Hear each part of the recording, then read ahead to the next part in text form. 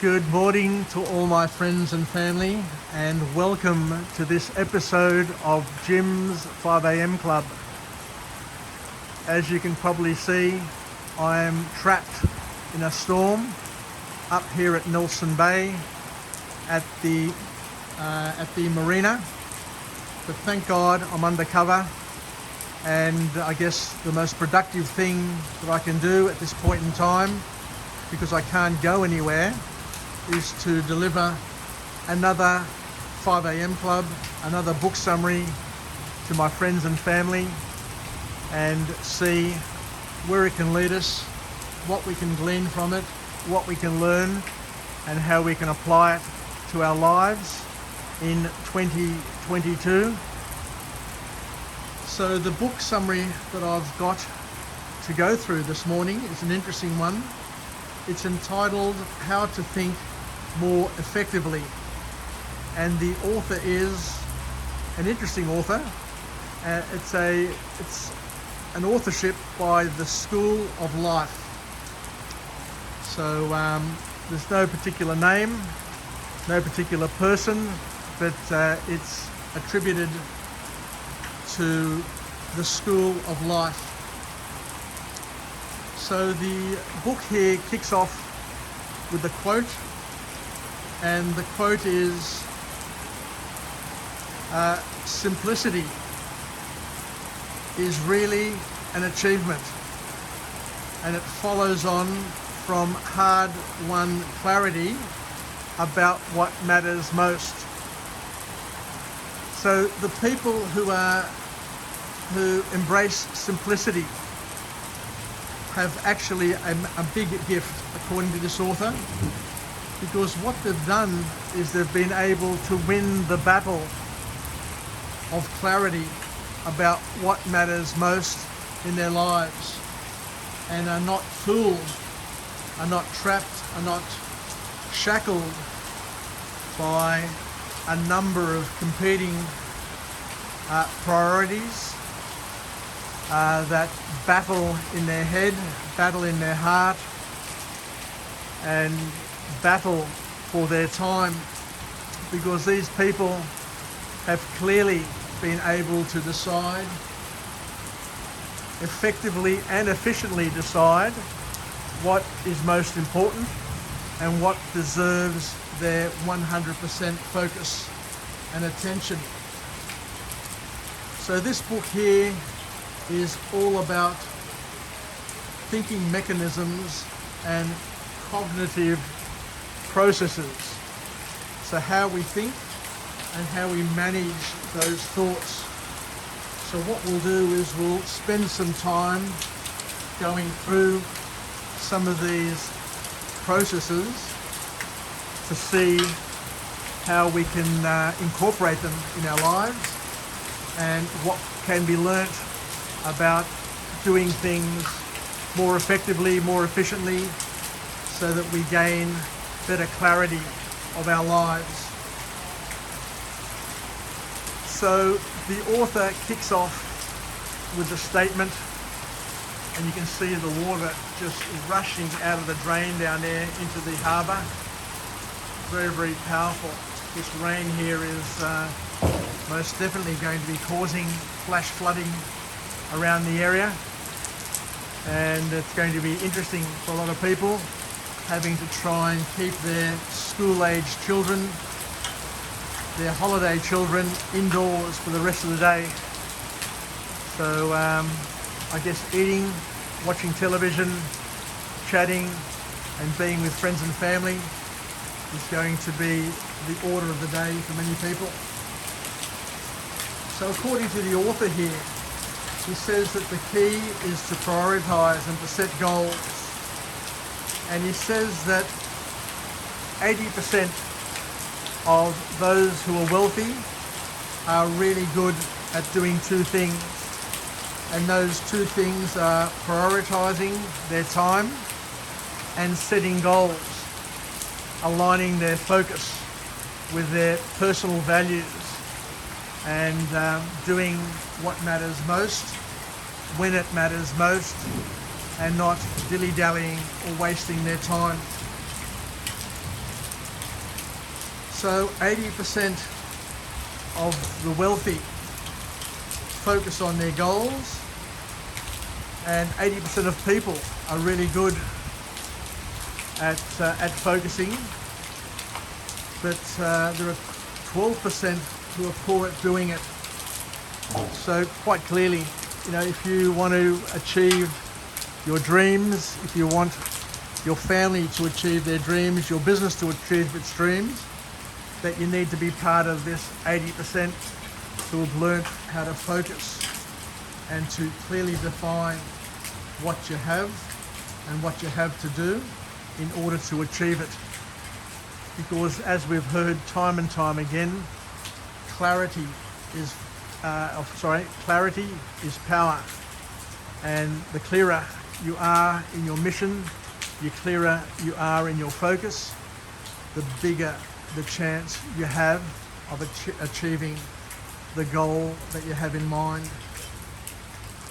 So the first formal point to come out of this book on this wet day, but I must admit, being where I am at the moment is an absolute pleasure, because I'm dry, I'm out of the rain, unlike that poor bird over there who's just sitting in the rain, but I guess he doesn't mind. But being under this corrugated iron roof and hearing the pitter-patter of the rain is just so nurturing, so calming, so beautiful. It's actually a spectacular location to be, to deliver this 5 a.m. club, and I'm just so happy to be able to be here and make the most of this situation.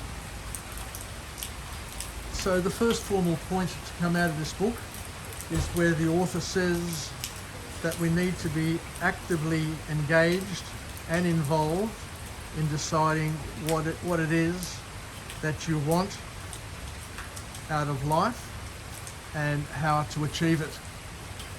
A lot of people spend their lives trying to figure out what they really want, and a lot of time, I guess, is wasted by this journey trying to figure out what they want. And yet there are some people who from a very young age are able to quickly decide on what is the most important thing in their lives and get on and do it. I remember many years ago, and I'll just do an aside now, so this is not in the book, this is just my own musing. I remember years ago I had a manager named Gleason when I worked at IBM, and he encouraged me to put together, to sit down and go through and do a dreams list, a list of all the things that I want or potentially want in my life, and then to go through and prioritize it. And it's only by going through and doing that exercise that I realised that there are only so many material things that I could have that could give me pleasure. But the most important thing for me back then, as a young man, was to get married, to have a family, and to share my life with somebodies, rather than to sacrifice my life in the pursuit of happiness through material things. And as you can see out here, this marina here is full of boats. It's always full of boats, and the same boat is moored at the same place and hardly ever moves. Believe it or not, I think it's 95% of boats don't leave their mooring on an annual basis and just are stuck here, just wasting away, because the owners just wanted to have them to tick the box, but don't get to then enjoy them because I guess life gets in the way and there are other things that distract us from the things that they really enjoy. So the author, getting back to the author here, says that we need to decide what you want in life and the path of how we get there and how we can get to achieve those things. So it needs to be structured and it needs organisation. So you need to be prioritised, and you need to look at productivity in terms of where you spend your time and how you're able to get what you really, really need to make yourself happy, productive and fulfilled. So one of the questions that the author poses in this book is you need to ask yourself, what do I want to accomplish in my life? How do I get there? What is the plan? How much time do I have? What is the sequence? What do I do in parallel? And you need to think and to strategize and to understand that 20% of your time is spent on the key priorities, but we need to turn it around and make sure that we're spending 80% of our time on the things that matter most, and to harmonize, to be very, very harmonized and balanced in our priorities, because according to the author, there needs to be a balance. You can't just do the one thing all the time. You need to have a balance and make sure that your wheel of life segments are all harmonized and optimized. So the next formal point to come out of this book here is where the author teaches us that we need to use envy and the thought of death to unleash significant insights about our desires. And I've got to agree with this. It's only until you lose a parent, it's only until you experience the sadness and the grief of death within your family and friends that you really have the ability to focus on the things that are most important to your life.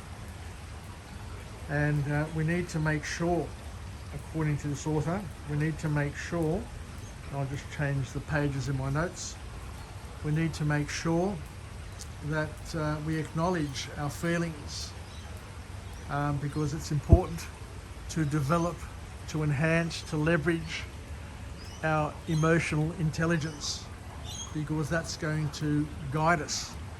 And if you're suppressing your feelings and you're ignoring your feelings, then that is going to have a big negative impact on your life and on your ability to achieve the things that you want to achieve and to feel fulfilled. So a key message from this author is don't suppress your feelings, don't ignore your feelings. What we need to do is acknowledge and embrace our feelings, because there's a big difference between acknowledging our feelings and acting on envy or other negative emotions. We need to be honest. We need to be brutally honest with ourselves, and you need to ask yourself why you feel that way, and why we feel the way we do, and to learn from it.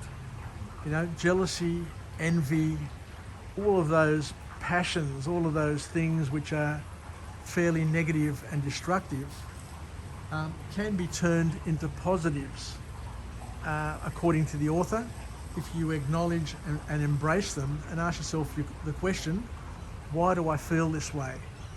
Why do these people, why do these situations, why do these things that are happening in our life make me feel bad? Why do they make me feel envious, jealous? Why? And by examining the why and how it impacts you, not how it impacts other people, but by examining how that why impacts you, will help you learn a lot more about yourself and what makes you tick. Because self-knowledge, self-appreciation, understanding what makes you tick is going to put you in a better position to be able to do the things that bring you fulfillment and satisfaction. So don't inhibit your feelings, but rather manage your feelings in a productive, purposeful way, is the message coming from this author. The last point to come from this book is where the author says that we need to be analytical of our thoughts and admit that you can't always be right. This is a profound statement, a very, very profound statement, which, if embodied, if appreciated and embraced, can help a lot of people get over their self-importance, their ego. Now, we need to understand that we have thoughts, and sometimes the thoughts that we have need to be challenged, because those thoughts, those beliefs, those feelings are not necessarily always right. They're not necessarily productive, and they're not necessarily empowering. In many ways, a lot of the fears, the doubts, the denials that we have in our lives are false. They're put there, they're created there through irrational thought patterns. And the author says, and many authors remind us, that a lot of the fears that we have, a lot of the fears that we face are irrational fears, and that over 90% of them will never come to fruition. They're false. They're false, they're incorrect, and they're holding you back, not because they're real, but because they're imaginary. And sometimes we need to confront these beliefs and to know that there are times where we're not always right, regardless of how strong those beliefs are or how we think that we are correct in believing them. So we need to be open, is the message that the author delivers. We need to be open to switch perspectives, because everything that we think of, everything that happens in our lives depends, it all depends, and there's a greyness that we need to appreciate and to understand that not everything is black and white. There's a greyness in everything, and there's not necessarily a right or wrong in every situation, because it all depends. It all has to be considered on its merits and it's case by case. So the author here pushes us, invites us to be critical in thinking, to give yourself more material to work with. Our thinking is faulty at the best of times, with many biases infecting our worldview. We need to understand that nobody has been to the future, and our past doesn't equal our future. And our worldview is based on slithers of reality, slithers of things, experiences that we've experienced in our lives, things that we've come across, things that we've read, things that we've heard from our friends, our family, things that we've inherited. All of these things will influence our worldview, but we need to understand that most of the things in our life have been infected by many biases, and that the slither of truth that we have may not necessarily be the reality or the truth in life.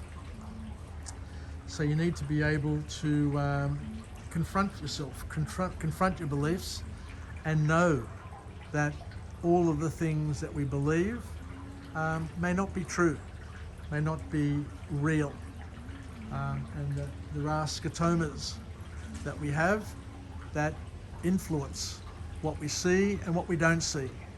As they say, love is blind.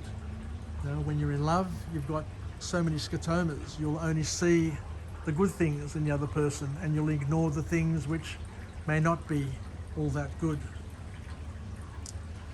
So we need to try and overpower or try to control and manage the filters of our brains, and to look at things from a more rational, from a more holistic perspective. And to understand that everything that you hear, everything that you see could be totally or partially wrong, and to be cautious. And it's only when you hear, only when you come across the anti-vaxxers and the freedom wankers that you really see how people can be influenced by social media, by disinformation, by misinformation. It's just troubling. But as you can see now, the rain has stopped momentarily. I can come out on the balcony. The balcony here is flooded, but it brings us to the end of yet another book summary, which I've thoroughly enjoyed delivering on this last day of my holiday up here at Nelson Bay, where I come to you from the Marina, from the undercover section of the Marina. The water is flat. I'd imagine there'd be quite a few jet skiers itching to get their jet skis out onto this flat water and just pelting along at an unbelievable pace. There's a sailing boat making its way out. I don't think there's going to be much breeze this morning. As you can see, the flags are limp, but they'll probably just go out to tick the box that they've got a sailing boat and have been out for the day. Anyway, take care everybody. I look forward to coming to you again from a different location with a different message of empowerment. For those people who stick with me, who enjoy the 5 a.m. clubs, I've got to tell you, I really enjoy trying to find locations and book summaries to deliver and to marry up the messages. I've got over 1,200 vlogs to date. I've made an executive decision to cease posting to social media, to Facebook, Instagram and LinkedIn, and just to post my material to my vlog channel on YouTube, Jim's 5 a.m. Club. So if you know anybody who may be interested, just direct them to the YouTube vlog channel, Jim's 5 a.m. Club. And I do believe that my best material is coming about now that I've been able to practice over 1,000 times and to generate over 1,200 vlogs. And I guess, having summarized so many books, I'm able to link the messages from one book to another and develop, I guess, a product that is not for everybody. I understand that. Not everybody wants to listen to the sort of stuff that I talk about, but there may be people, there may be young people who are growing, developing and trying to figure out their worldview that may find it of interest, if not today, maybe tomorrow and in future generations. Take care everybody, have a happy Sunday, and I'll try and get down to the beach now and do another vlog where I can walk along the beachfront there at Fingal Bay. It'll be low tide in the next half an hour, so we'll see. Take care, yasas, and bye for now.